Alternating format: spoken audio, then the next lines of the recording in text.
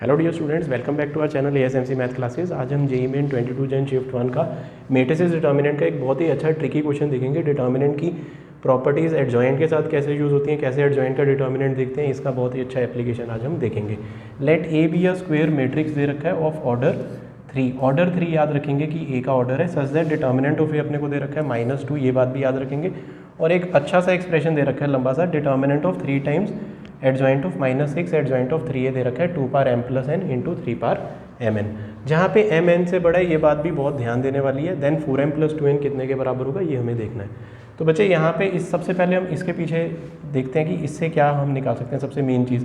तो इसको हम लिख सकते हैं determinant of 3 into adjoint of -6 adjoint of 3a और इसका डिटर्मिनेंट। तो इसके लिए एडजॉइंट अगर किसी भी मैट्रिक्स का देखें, ये मैट्रिक्स है, एडजॉइंट ऑफ 3 एक अनदर मैट्रिक्स है, स्केलर से मल्टीप्लाई करके फिर से मैट्रिक्स है, उसका एडजॉइंट देखें तो वो भी एक मैट्रिक्स है। तो हमें यहाँ पे एक प्रॉपर्टी पता होनी चाहिए, k टाइम्स a का मैट्रिक्स का अगर हम डिटर्मिनेंट देखें तो वो बनता है k power n into determinant of matrix है। तो कहना ये चाह रहे हैं कि अगर 3 का a का ऑर्डर 3 है तो 3a का ऑर्डर भी 3 है, उसका एडजॉइंट का ऑर्डर भी 3 है, -6 से मल्टीप्लाई होकर भी ऑर्डर 3 है, और उसका फर्दर एडजॉइंट का ऑर्डर भी 3 है। तो इस पूरे का ऑर्डर 3 है मैट्रिक्स का, है ना जी।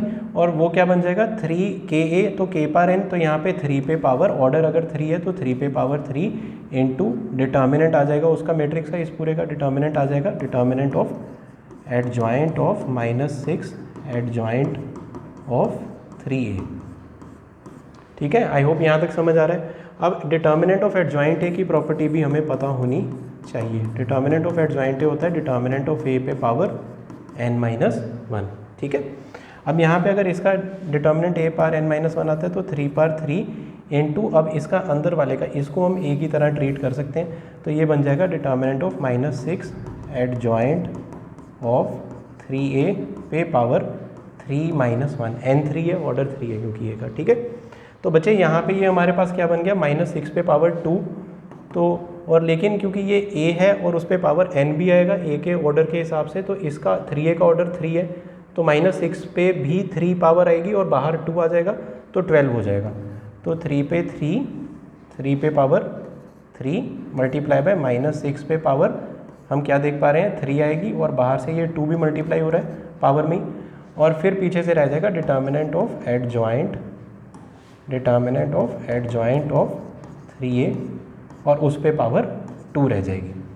तो ये बन गया 3 power 3 multiply by 6 power 6 multiply by determinant of adjoint of A, determinant of A power n-1 होता है, तो डिटर्मिनेंट ऑफ 3a पे पावर n-1 3-1 आएगा, और बाहर से फिर से 2 भी लिखा है तो वो 2 से 4 हो जाएगा।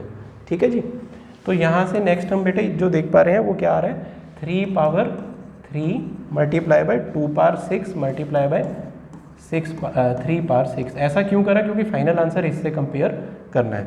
और ये आ जाएगा डिटर्मिनेंट 3a पे पावर 4, इसको लिख सकते हैं डिटर्मिनेंट 3a पे पावर 4।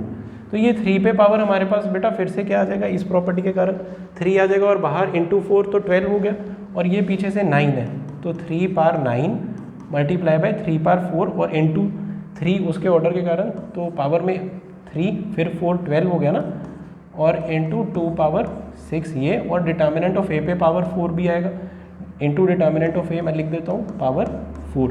डिटर्मिनेंट ए की वैल्यू कितनी दे रखी है -2, तो -2 पे पावर 4 10 बना देगा, ये बन गया 3 पावर 21 इंटू 2 पे पावर 10। इससे कंपेयर करो तो mn का क्या वैल्यू दिख रहा है हमें, m मल्टीप्लाई बाय n दिख रहा है 21 और m प्लस n दिख रहा है 10, m प्लस n दिख रहा है हमें 10। तो क्लियरली हम बहुत सुंदर एक हिट एंड ट्रायल से भी देख सकते हैं 7 और 3 वैल्यू आएंगी, और m n से बड़ा है तो m को हमें 7 लेना पड़ेगा। 7 प्लस 3 10, 7 इंटू 3 21 होता है। जेईई में ऐसी ट्रिक्स हम बच्चों को अक्सर सिखाते हैं।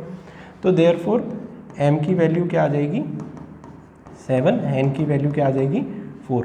अब बस यहाँ प्लग कर दो, 4 7 ज़ा 28, 2 4 ज़ा 8, 28 प्लस 4 7 ज़ा 28 एंड n की वैल्यू 3, n की वैल्यू मैंने बोला था 3 आएगी, है ना। तो 7 प्लस 3 10, 7 3 ज़ा 21 है ना, 28 प्लस 6 34, इसका क्या हो जाएगा आंसर। तो बहुत ही अच्छा क्वेश्चन। जेई वाले आजकल एंड में एक छोटा सा ये ट्रिक भी लगा देते हैं, एक एक्स्ट्रा स्टेप दे देते हैं सॉल्व करने को। पहले मतलब जेई में पिछले कुछ साल 2-4 साल पहले ये एक्स्ट्रा इन्फॉर्मेशन वाला ट्रेंड नहीं होता था, तो पर आजकल ऐसे अच्छे क्वेश्चन आ रहे हैं। इसमें मेन जो लेकिन चीज़ थी वो ये थी कि इस बहुत बड़ी चीज़ का डिटर्मिनेंट बड़े ही ध्यान से आपने लेना है, स्मार्ट वे से ऐसे कैलकुलेट करना मैं यहाँ पे आपको सिखाया है, और इन प्रॉपर्टीज़ को आपने अच्छे से रिवाइज करते रहना है। All the best. कोई भी डाउट आता है तो कमेंट सेक्शन में आप बता सकते हैं। Thank you.